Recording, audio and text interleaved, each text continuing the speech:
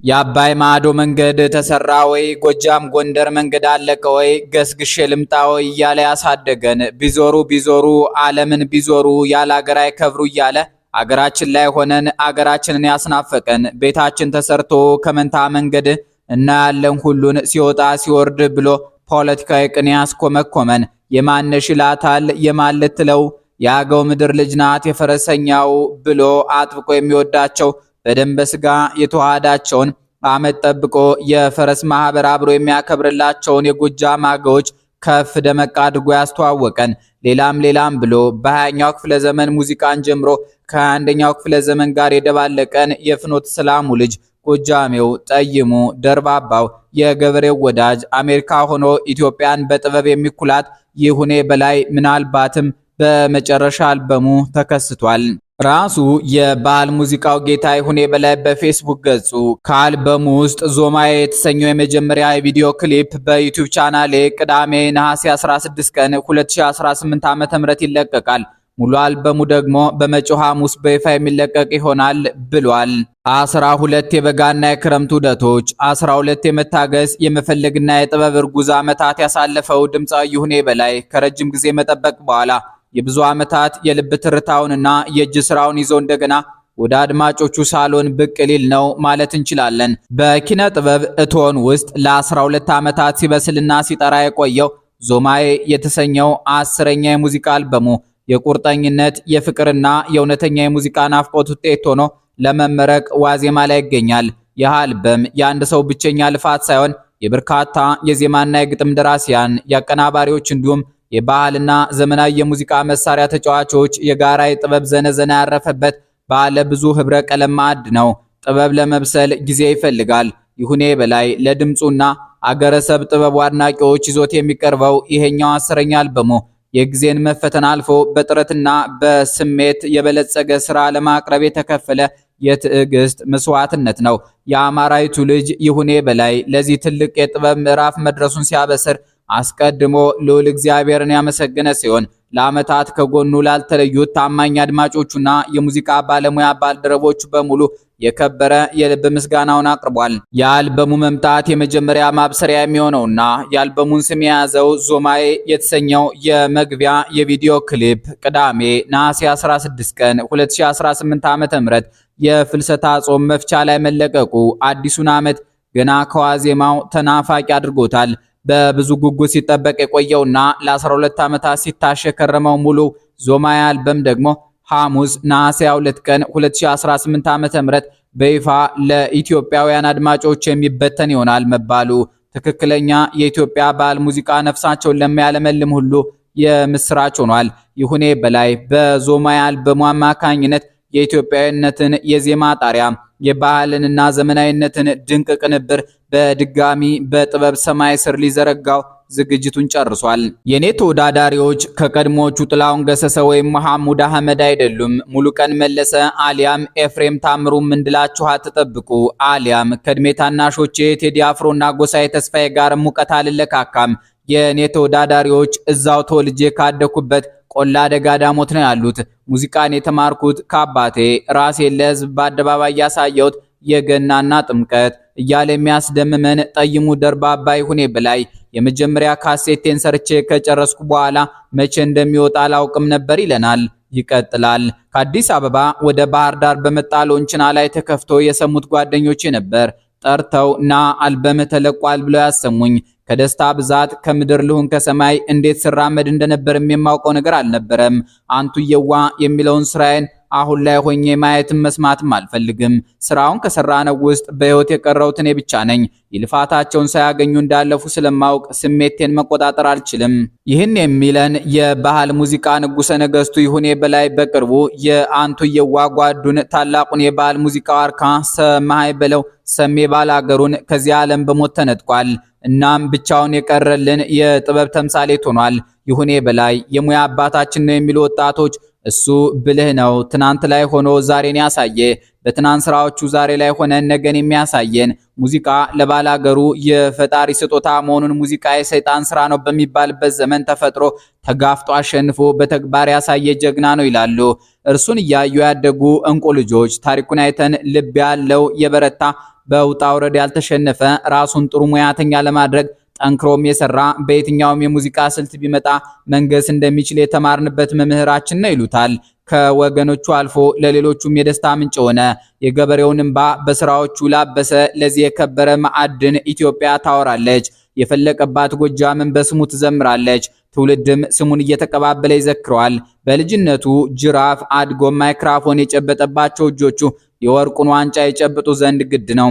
በአውላላ ሜዳ ላይ ደጋግሞ ከጓደኞቹ ጋር በቅኔ የተወራረፈበት ከብት የጠበቀበት የልጅነት ድምጹም አድጎና ጎልብቶ የህዝብን ደስታ ተደስቶ ሐዘን አዝኖ እንባውንም አንብቶ ተዳፍኖ ሊቀር የነበረን ባህልም ለዓለም አሳይቷልና ካባው ይደረብለት አክሊሉም ይደፋለት የሚሉ እልፍ ናቸው።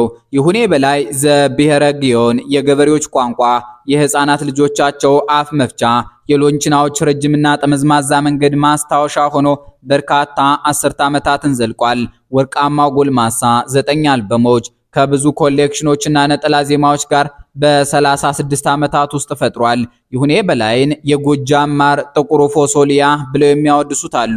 ከቆላ ደጋ ዳሞት ፍኖት ሰላም ሙዚቃ ህይወቴ ብሎ የነገሰው ዘመናዊ ሽሬ ጎጃሞች የማንነት ቀለም ከዚህም በላይ ይገባዋል። ይሁኔ የጎጃምን ሙዚቃ አልፈጠረም፣ የጎጃም ሙዚቃም ይሁኔን አልፈጠረም። የጎጃም ሙዚቃ ከይሁኔ በፊት ነበር፣ ከይሁኔ በኋላም ይኖራል።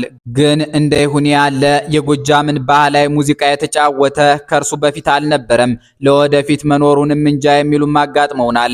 የጎጃም ልጆች ሰማይ ብለውን ያፈቅራሉ። ይሁኔ በላይን የሙዚቃ ንጉሳቸው አድርገው ያመልካሉ። ባህላዊ ሙዚቃቸውን በዘመናዊ መልኩ መስራት የጀመረላቸው እንደሆነም ይመሰክራሉ። ስለ ታላቁ የጥበብ ታሪካቸው ሲያወሩ የሙዚቃ ንጉሳቸውን ከፊት ያስቀድማሉ። ጦም ቃና ባለው ድምፁ ያዜመላቸው ከጎጃም ውጭ ያሉ ሌሎች ኢትዮጵያውያንም ይመሰክራሉ። ለጎንደር ከአፄ ፋሲል ቤተመንግስት በፊት ጉዛራ ላይ እንደተወጠነች በሙዚቃ የነገራት ዘሩ ከሰርጸ ድንግል የሚመዘዘው የጎጃሙ ልጅ ይሁኔ በላይ ነው። በሙዚቃ ዙሪያ ሰፊ ትንታኔ በመስጠት ዝናን ያተረፈው ዕውቁ ጎንደሬ ተወልደ በየነ ተቦርነ የሙዚቃ ሰዎች ባካችሁ የሚደመጥ ቆንጆ የሙዚቃ ስራ ብቻ ሳይሆን እንደ ይሁኔ ተጽፎ ሊነበብ የሚችል ታሪክና ስራ ስሩ ሲል ይሁኔ ከጥበብ ሰውነት ባሻገርም ከፍ ወዳለና ወደማይደገም ስብና እንደተሻገረ ደምድሟል። ተቦርነ አልተሳሳተም። ይሁኔ ሁሉንም በአንድ ድምጽ የሚያስማማ ታምረኛ የባህል ሙዚቃ ኮከብ ነው። የዝግጅታችን ተከታታዮች ልብ በሉ፣ የምናወራው ስለሌላ ሰው አይደለም። እየተናገርን ያለነው ከትንሽየዋ የገጠር ከተማ ፍኖት ሰላም ተነስቶ አሁን ላይ ቀፎው እንደተነካ ንብ ከሚርመሰመሱት የባህል ዘፋኞች በፊት በ1982 ዓ.ም የአገሬ ልጅ ተብሎ በተጠራ ተወዳጅ አልበም የሙዚቃውን ዓለም በይፋ ስለተቀላቀለው በቀጣይም በ1985 ዓ.ም ግቢ ግቢ የተሰኘውን አልበም ለአድማጭ በማቅረብ ከፍተኛ ተቀባይነትና አድናቆትን ስላተረፈው የጥበብ ሰው ነው። ሙዚቃ መጽሐፍ ነው። ደፍሮ ለገለጠው ገጹን ላገላበጠው ሰማለው ወርቅ አለው። በተለይም የኢትዮጵያ ሙዚቃ ውስጠ ወይራነት ይበዛዋል። የሀገራችን ከያንያን ይናገሩ ዘንድ አንደበታቸው፣ ይጽፉ ዘንድ ብዕራቸው፣ በተቻለ መጠን ሁሉ ነገራቸው በገዢዎቻቸው የሕግ ካቴና ተቆልፏልና ባጫጭሮቹ የሙዚቃ ስንኞች ውስጥ አገር የሚያህል ሐሳብ ይዘራሉ። ይሁኔ በላይም በኢትዮጵያ የባህል ሙዚቃዎች አውድ በተስረቅራቂ ድምፁ ባህሉን ባከበሩ ዜማና ግጥሞቹ የታወቀ ዝናው የደመቀ ቅኔያም ዘፋኝ ነው። ላንቺ ብላኝ እንጂ ምስጋናውን ላጣሽ፣ እኔማ ጠገብኩሽ በህልሜ እየመጣሽ፣ ምስጋናው ደግ ነው ለልፍኝ የሚበጅ፣ እርጅና በፈረስ ደረሰበት እንጂ። ይህ ጥዑም ሙዚቃ ወደ ኢትዮጵያውያን ጆሮ የደረሰበት ዘመን ግንቦት 20 ቀን አዲስ አበባ ከተማን የተቆጣጠረው ኢህአዴግ 5ኛ አገራዊ ምርጫ አደረኩ 100% ማሸነፍኩ ያለበት ነበር። ኢትዮጵያን ቀንጥሏታል። ያ በመቶዎች በሚቆጠር ግመል ብዙ መክሊት ወርቅ ጭኖ ንጉሥ ሰለሞንን መጎብኘት፣ ተስፋ በሌለበት ምድረ በዳ በአፍሪካ ምድር ነፃና መመኪያ ሆኖ መገኘት በዚያ ምክንያት ተረት መስሏል። ኢትዮጵያ እስካሁን ማለቂያ ወዳላገኘ ጦርነት የገባችበት ዋና ምክንያት ያ ጊዜ ነው ይባላል። ከያኒው እንዲህ ያለውን የኢትዮጵያን መዋረድ አስልቶ አትዘባበቱ ቀንጣለው ብላችሁ ከፊታችሁ ቆሞ ታገኙታላችሁ እያለ አገሩ ስታጣጥር በሰላም እጦት በደሃነት ስትታጠር ለሚያላግጡባት ሁሉ ቅኔ የለበስ ፍካሬውን ያቀብላቸዋል።